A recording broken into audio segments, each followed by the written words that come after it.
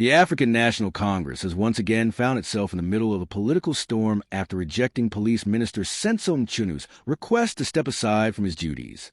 The party said that since Mchunu has not been formally charged in a court of law, there is no reason for him to step down from his ANC responsibilities. This decision has created widespread debate across South Africa. Many people believe it shows how the ruling party continues to protect its own, even in the face of serious corruption allegations. Others argue that the ANC is simply following due process and refusing to punish someone before the courts have had their say. But beyond all the noise, this story reveals the deep political tension within the ANC and the growing frustration among citizens who feel that accountability is reserved for the powerless, not the powerful. The controversy began several months ago when Police Minister Senzo Mchunu was accused of interfering in sensitive investigations involving high-profile business and political figures. According to reports, KwaZulu-Natal Police Commissioner Madlanga Commission raised concerns that Mchunu had attempted to influence certain cases and prevent them from being pursued. These allegations quickly caught national attention, forcing President Cyril Ramaphosa to place Mchunu on special leave pending further investigation.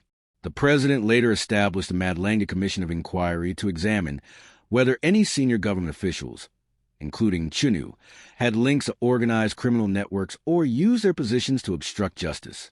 Mchunu himself has consistently denied the allegations, calling them politically motivated and insisting that he has nothing to hide. In a letter to the ANC's Integrity Commission, he reportedly requested permission to step aside from his political duties so that the investigation could proceed without any perception of interference. However, the ANC's National Executive Committee refused his offer, claiming that he had not been charged with any crime and that stepping aside would create unnecessary political instability.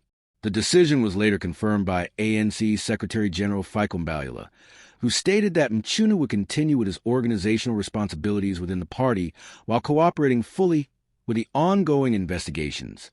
This situation has reignited debate about the ANC's controversial step-aside policy, a rule meant to ensure that members facing criminal charges temporarily leave their positions to protect the party's image.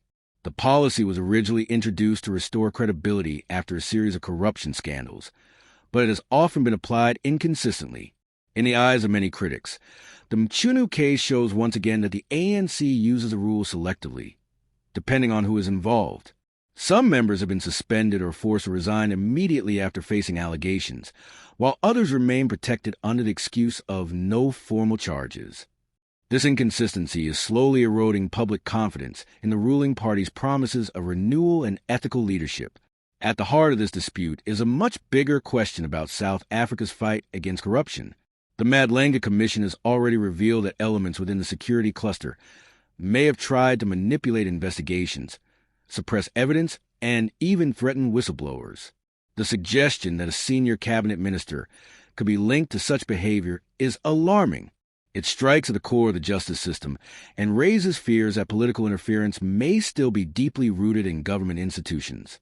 If these claims are proven true, the implications could be massive, not only for Mchunu himself, but for the entire ANC leadership, including the presidency. President Cyril Ramaphosa's handling of the matter has also come under intense scrutiny. Critics accuse him of trying to quietly protect Mchunu because of their long political association. They argue that by allowing him to stay in his ANC role, Ramaphosa is sending the wrong message about accountability. Others, however, believe the president is walking a fine line between respecting the rule of law and avoiding internal divisions that could weaken the party further. Ramaphosa has repeatedly said that he will only act after receiving official reports from both the Madlanga Commission and other oversight bodies. Still, the president's cautious silence has been interpreted by some as indecision or even complicity, deepening suspicions that powerful individuals are being shielded from justice. As the inquiry continues, South Africans are watching closely. Many are tired of seeing the same cycle repeat itself. Allegations, commissions, denials, and political statements that lead nowhere. The ANC's decision not to let Mchunu step aside has reignited anger among those who believe the party has lost its moral compass.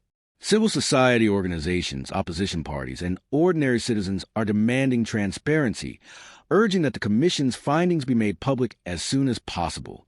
They insist that accountability cannot wait for political convenience.